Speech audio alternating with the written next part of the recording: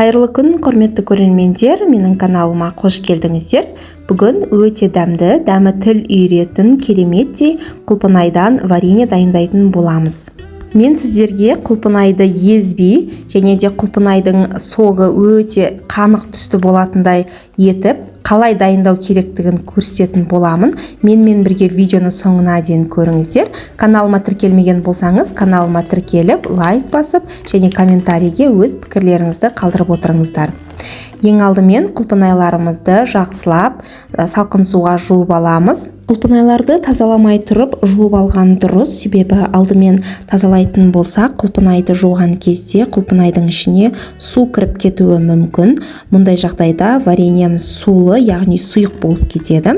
Сондықтан алдымен жуып аламыз, кейін тазалайтын боламыз. Құрметті достар, қазақша контенттің дамуына өз үлестеріңізді қосып отырыңыздар. Осы айдың ішінде біз 20 000 подписчикке жетуді мақсат етіп отырмыз. Сондықтан каналыма тіркеліп, лайк басып, қолдап отырыңыздар.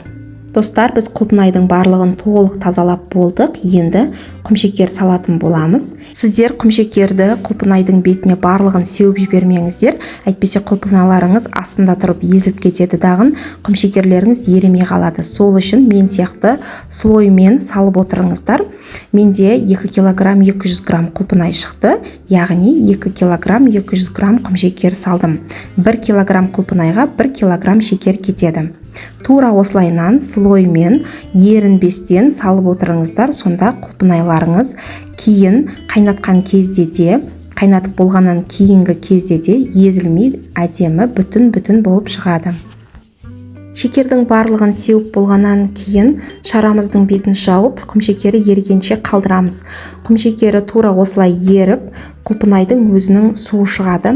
Ешқандай да су қоспайсыздар, бұл құлпынайдың өзінен шыққан суы.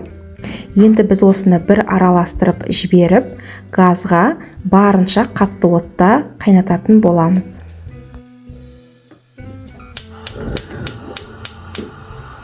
Мінекей достар, біз газға қойды құлпынайларымызды. Енді осыны біз қайнататын боламыз. Қазір бір рет бұрқ етіп қайнағаннан кейін газдың астын дереу өшіреміз.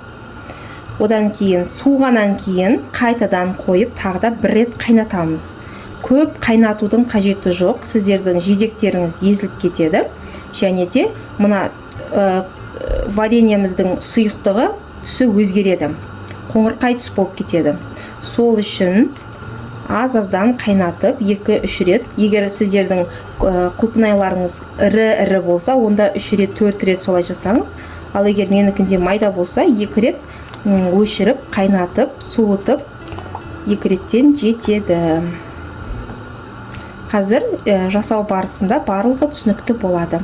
Қайнағанын күтеміз.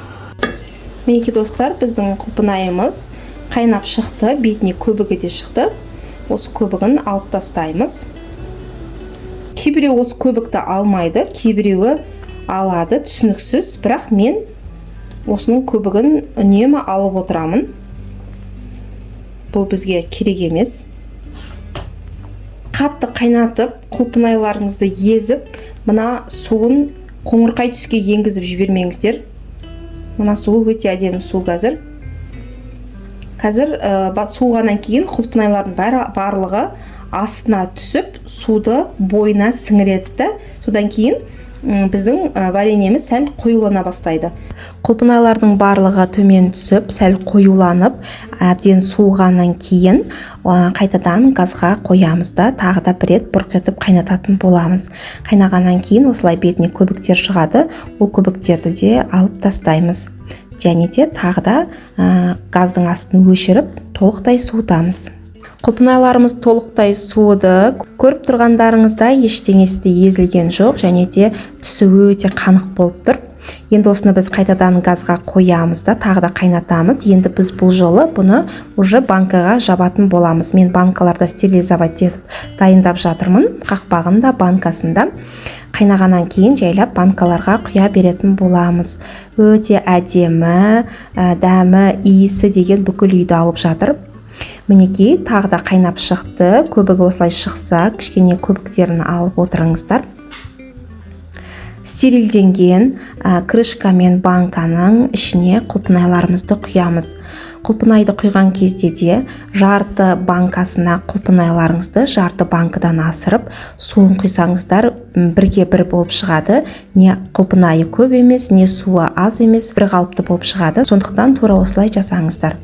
Жарты беліне дейін құлпынай, жарты белінен асырып, суын құйсаңыздар өте тамаша болып шығады.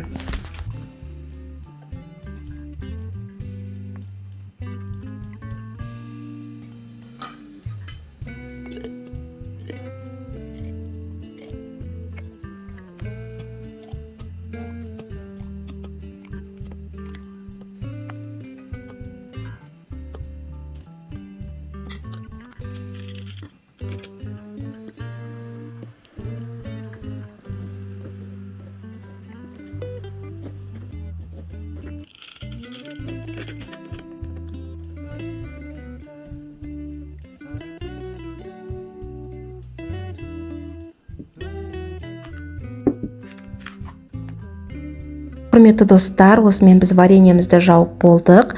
200 килограммен менде 3 литрден аса варенье шықты.